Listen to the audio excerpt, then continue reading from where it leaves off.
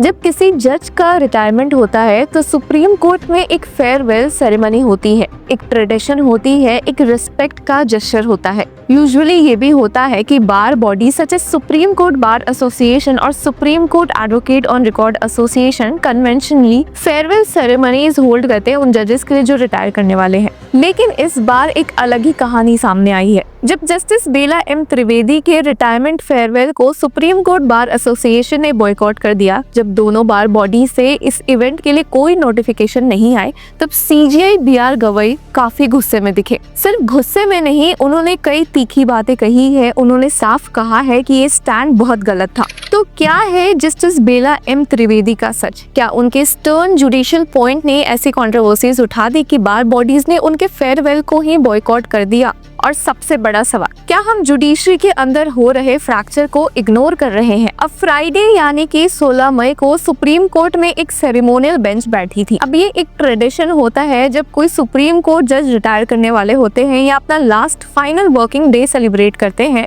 तो उनको as gesture respect के तौर पे ये ट्रेडिशन किया जाता है, फेयरवेल दिया जाता है। और इस बार स्टेज पर थी जस्टिस बेला एम त्रिवेदी। ऐसे तो उनका लास्ट वर्किंग डे है 9 जून 2025 को, पर उन्होंने कहा कि वो लास्ट डे 16 मई 2025 को मनाने वाली है। लेकिन जिस तरह से सुप्रीम कोर्ट बार एसोसिएशन ने उन्हें फेयरवेल देने से सख्त मना कर दिया, उसने लीगल वर्ल्ड को पूरी तरह से शॉक कर दिया है। सीजीआई बीआर गवई ने खुद सेरेमोनियल बेंच सेरेमनी के दौरान ये बात उठाई कि ये कितना गलत स्टैंड था। उन्होंने कहा कि I believe in speaking straightly, the association ought not to have taken such a stand, I deprecate it openly. CJI BR Gavai सिर्फ नाराज भी नहीं बल्कि डिसअपॉइंटेड भी थे। उन्होंने कहा कि ये मोमेंट पर्सनल नहीं बल्कि इंस्टीट्यूशनल रिस्पेक्ट का था। लेकिन सुप्रीम कोर्ट बार एसोसिएशन के इस डिसीजन ने एक सीनियर जज के लिए फेयरवेल के प्रोटोकॉल को तोड़ दिया है। फिर भी सीजीआई बीआर गवई ने सीनियर एडवोकेट कपिल सिब्बल, जो कि सुप्रीम कोर्ट बार एसोसिएशन के प्रेसिडेंट है, और सुप्रीम कोर्ट बार एसोसिएशन की वाइस प्रेसिडेंट रचना श्रीवास्तव की प्रेजेंस को ओपनली अप्रिशिएट किया। उन्होंने कहा कि I am grateful to Mr. Kapil Sibal and Ms. Rachna Srivastava, both of them are here. But the stand taken by the association I must deprecate openly, because I believe in being plain and straight.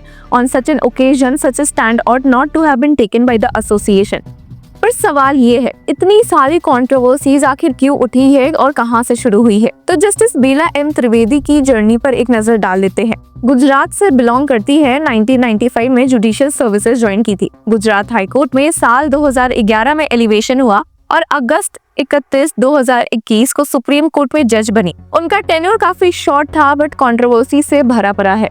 उनका हमेशा से एक stern no nonsense वाला attitude रहा है और कई बार इस वजह से लॉयर बॉडीज के साथ फ्रिक्शन भी देखने को मिले हैं। पर जो मेजर कंट्रोवर्सीज थी और जिस वजह से सुप्रीम कोर्ट बार एसोसिएशन ने जस्टिस बेला एम त्रिवेदी को एक फेयरवेल देने से मना कर दिया, वो एक सिंबॉलिक एक्शन भी माना जा रहा है। इसके पीछे जज की पर्सनालिटी भी नहीं, शायद पॉलिटिकल कनेक्शंस भी सामने आ रहे हैं। अब बात ऐसी है कि बार के कई लोग उनके जजमेंट से अनकंफर्टेबल रहे हैं और specially in politically sensitive cases. एक समय पर सीनियर एडवोकेट्स दुष्यंत दवे और प्रशांत भूषण ने ओपन लेटर्स लिखे थे उस समय के सीजीआई डीवाई चंद्रचूड़ को, ये क्वेश्चन करते हुए कि पॉलिटिकली सेंसिटिव केसेस बार बार जस्टिस बेला एम त्रिवेदी के बेंच के सामने कैसे लिस्ट हो रहे हैं। वो भी तब जब स्टैंडर्ड प्रोसीजर ये है कि एक सीनियर जज के पास ये केसेस जाने चाहिए या उन जजेस के पास जिन्होंने इस मामले को पहले से सुना हुआ है। इस मामले में सीनियर एडवोकेट कपिल सिब्बल ने भी एक आर्टिकल में लिखा था कि सुप्रीम कोर्ट में बेंच एलोकेशन का प्रोसेस ट्रांसपेरेंसी लैक करता है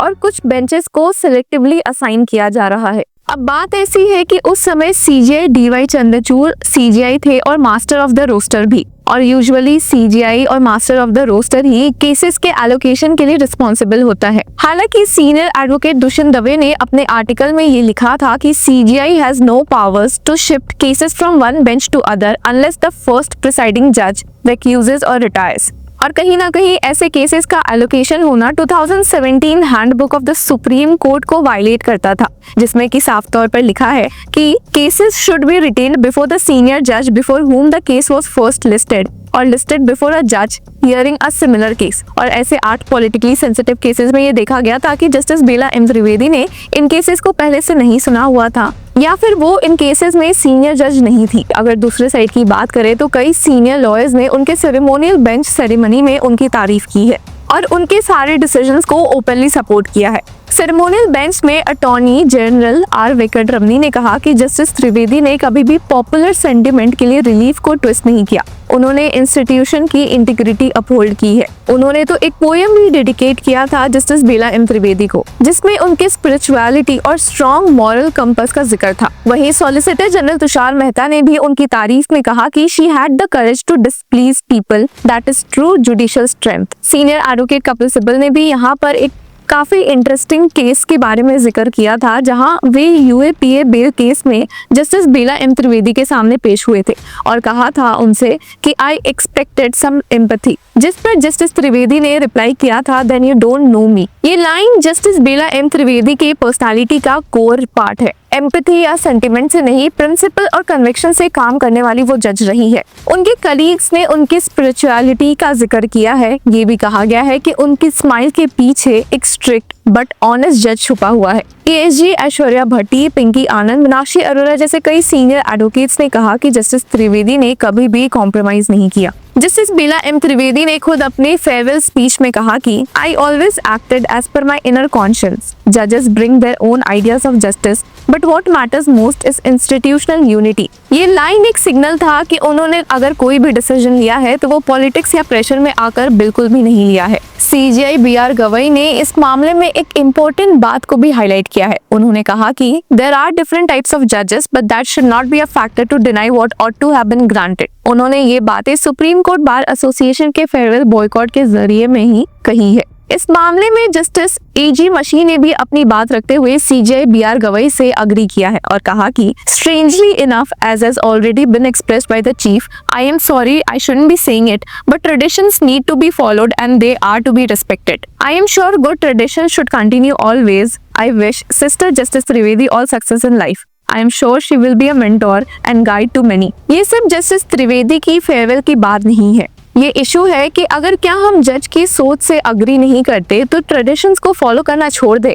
क्या हम इंस्टीट्यूशनल ट्रेडिशंस को पर्सनल रिसेंटमेंट की वजह से बॉयकॉट कर सकते हैं? ये सवाल अब लोगों के मन में उठ गया है और सीजीआई बीआर गवई के भी। अब ये प्रेसिडेंट काफी डेंजरस हो सकता है। आज एक जज को फेयरवेल डिनाई हुआ, कल किसी और को हो सकता है, बस इसलिए कि उन्होंने कुछ फैसले शायद फेवर में नहीं दिए थे। अब जस्टिस बेला एम त्रिवेदी की जर्नी काफी सिंपल नहीं रही है। एक तरफ उनका स्ट्रॉन्ग स्टांस, उनका firm believe in institutional discipline और उनकी इंडिपेंडेंट थिंकिंग, पर वहीं दूसरी तरफ कंट्रोवर्सीज, पब्लिक क्रिटिसिज्म और institutional silence. CJI BR Gavai का ओपन डिसअपॉइंटमेंट ये दिखाता है कि सुप्रीम कोर्ट में भी एक डिवाइड चल रहा है। जजेस के बीच सॉलिडारिटी तो है, पर वो बार और बेंच के बीच अभी भी डिवाइड है। जस्टिस त्रिवेदी ने अपने फेयरवेल स्पीच में ये भी कहा कि जजेस bring different backgrounds and this diversity is our strength. पर क्या ये स्ट्रेंथ तभी तक होगी जब वो डाइवर्सिटी किसी के अगेंस्ट ना हो? तो सवाल अब लोगों के मन में ये है कि अगर हम अग्री ना भी करें तो डिग्निटी को छोड़ देना चाहिए।